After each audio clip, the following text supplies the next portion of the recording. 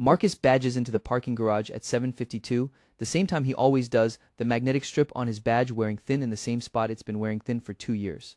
The concrete smells like exhaust and standing water. The elevator takes 40 seconds. He has counted this without meaning to. His desk is clean because he keeps it that way. Not as a statement, just because clutter costs attention, and attention is the one thing he actually manages carefully. He sets down the backpack, black, nylon, a small fraying seam near the left strap he has not repaired, and pulls the gas station coffee from the side pocket. Large. No sleeve. 1089, he has never felt the need to upgrade this.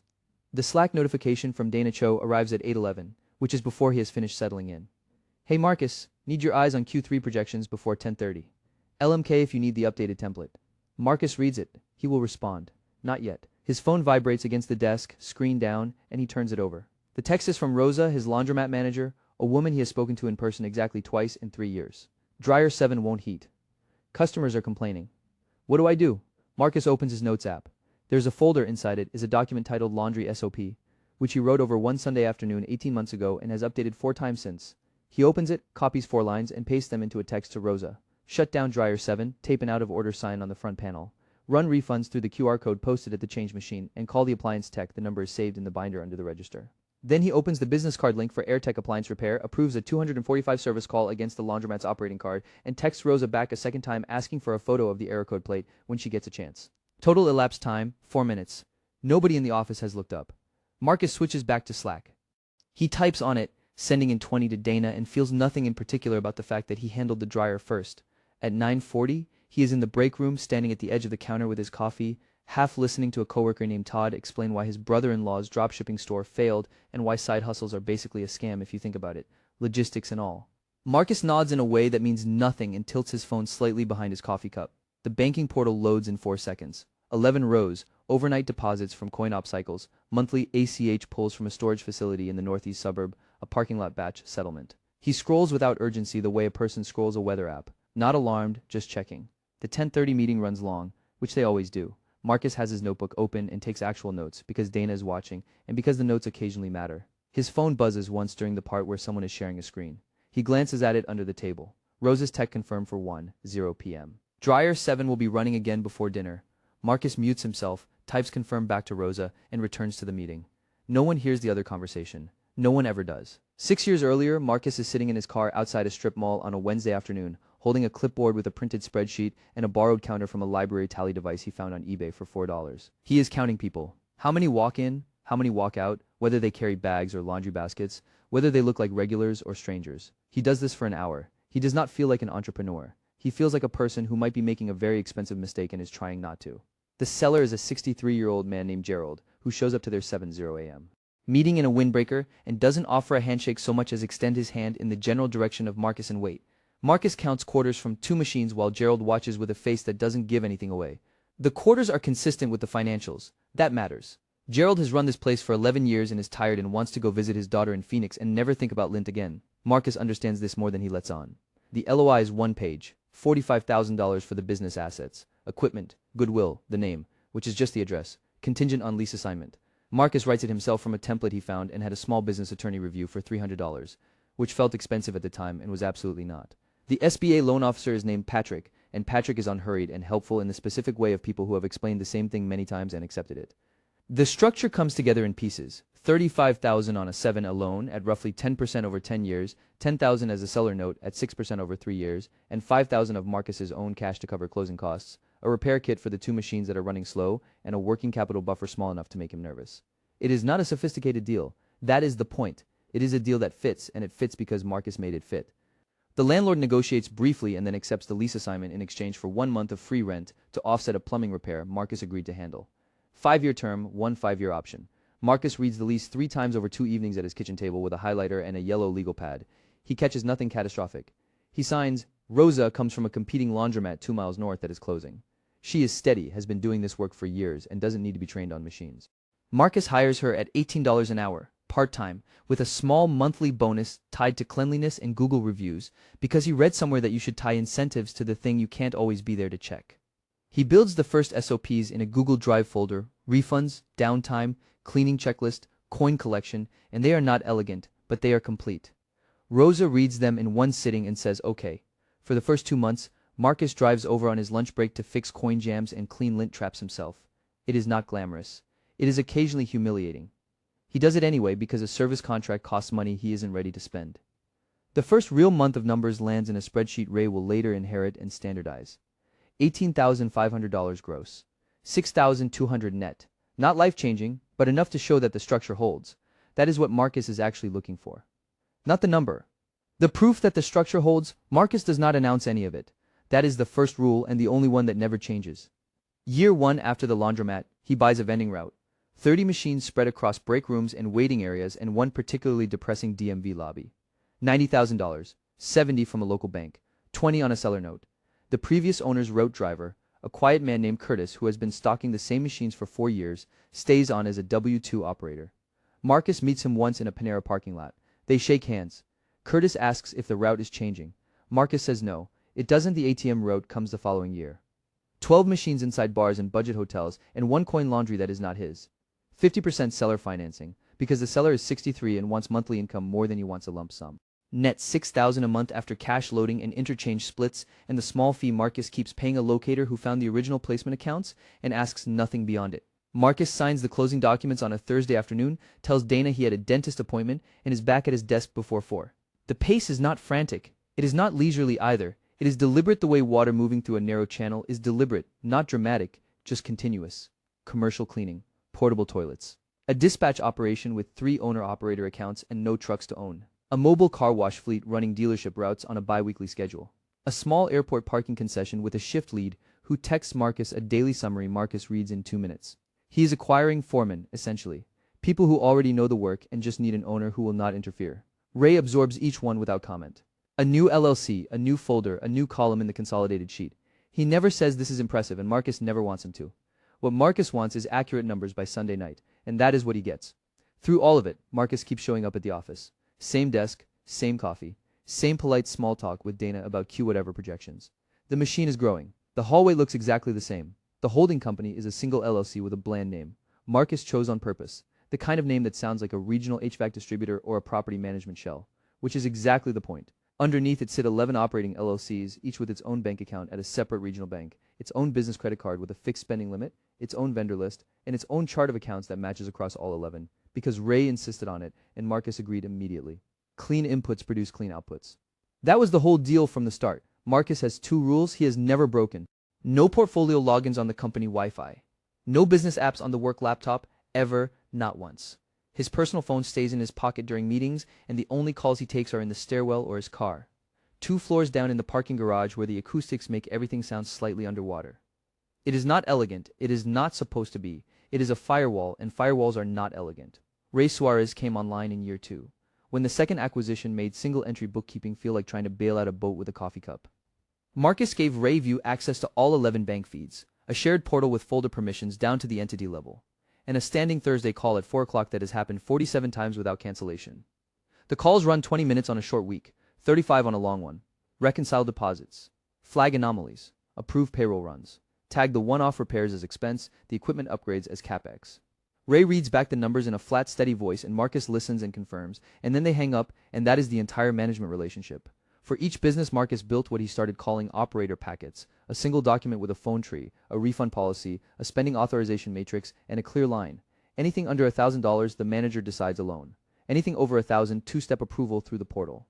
The laundromat and the 2 storage facilities each have a dedicated repair escrow Marcus funds quarterly. The cleaning crews run through a payroll provider that files its own taxes. The storage locations use a call center for inbound leads. The portable toilet routes run on dispatch software Marcus has logged into maybe 4 times in the last year.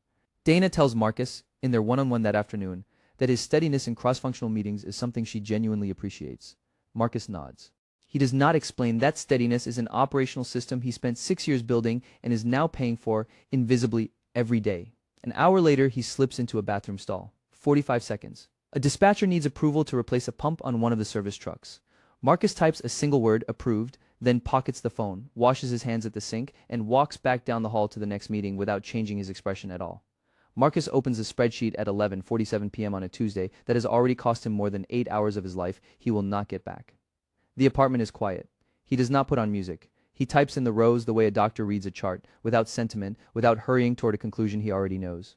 Laundromat, 6,200. Vending route, 4,500. ATM route, $6,000. Cleaning contracts, 12,000. Portable toilets, averaged across the bad months and the good ones, $22,000. Trucking and dispatch, $10,000. Mobile car wash, $8,000. The parking lot concession near the regional airport, $15,000. Self-storage unit 1, $18,000. Self-storage unit 2, $25,000. The two NNN retail units sitting on their leases like patient animals, $14,000. Marcus totals the column. The number that comes back is $140,700 per month. He does not feel a rush when he sees it. He has seen it enough times that the number has become furniture. Then Ray's side of the ledger. Marcus types the overhead the way Ray taught him to, honestly, and in its own column so it cannot hide. Ray's bookkeeping fee, $1,800. Legal and CPA costs, blended across the year, $2,500 per month. Insurance true-ups, software licenses, the small boring stack of tools that keeps 11 entities from collapsing into each other, $3,700. Travel, vehicle, miscellaneous friction, $3,000. Reserves for capital expenditures and repairs. The column Marcus never skips, the one that saved him twice already, $10,000. Total overhead, $21,000 per month, give or take. Marcus subtracts it. The number that remains is $119,700 before taxes. Taxes are not a negotiation. Marcus uses a blended effective rate of roughly 30%, pass-through income state, the part where the IRS does not care about your story. He applies it without complaint. What comes back is approximately $83,800 per month, annualized just over $1 million.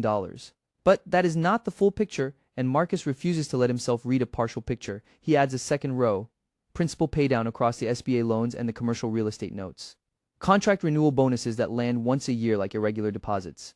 These are not cash he can spend tomorrow. They are wealth accumulating in the structure the way water fills a tank, slowly, invisibly, and only legible when you measure it. Another $300,000 a year, approximately. Not spendable, real.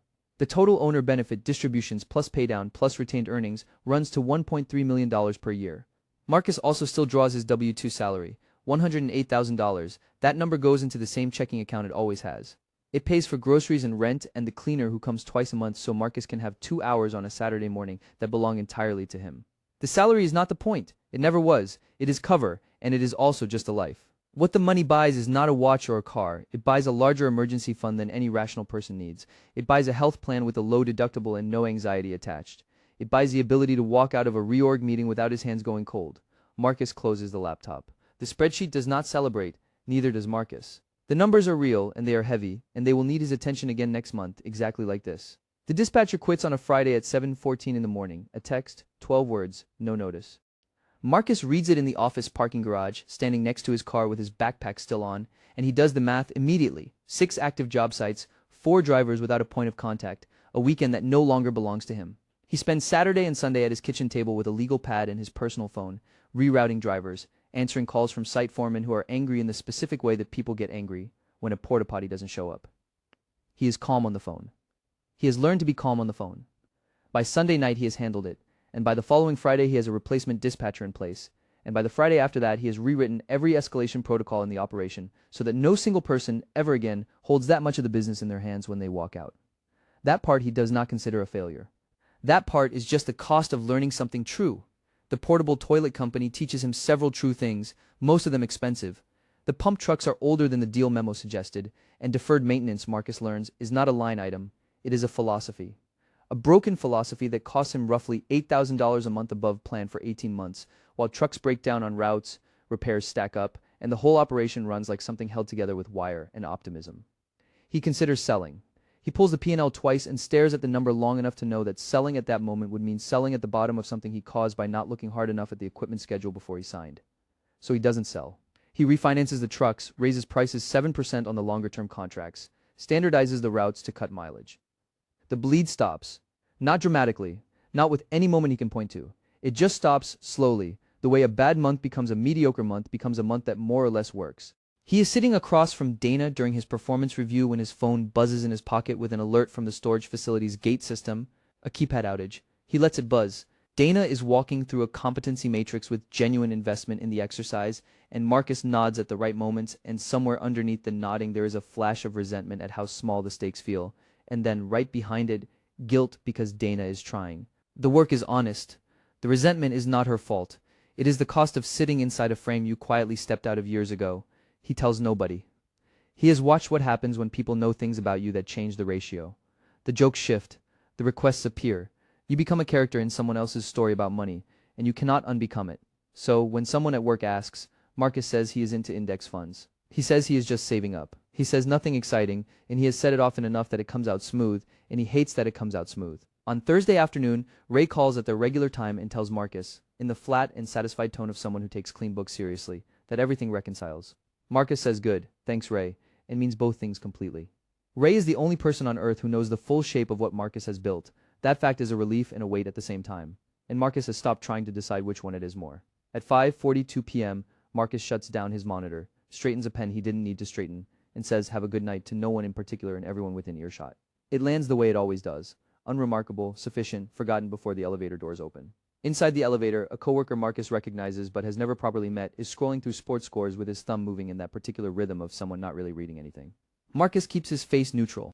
His phone vibrates once in his front pocket, Ray's daily habit, the deposits marked reconciled, the whole portfolio tucked in for the night. Marcus doesn't check it. He already knows what it says. The parking garage receives him the way it always does. Fluorescent hum, the smell of concrete and exhaust, the echo of his own footsteps coming back at him, slightly delayed. The city outside is doing exactly what it does on every Tuesday in early autumn. Nobody is waiting for Marcus. Nothing is on fire. Marcus sits in his car and opens the operational dashboard. Laundromat Dryer 7 is back online, the replacement belt held. The storage facility gate rebooted clean after the morning fault. The vending driver logged all 7 stops before 2 o'clock.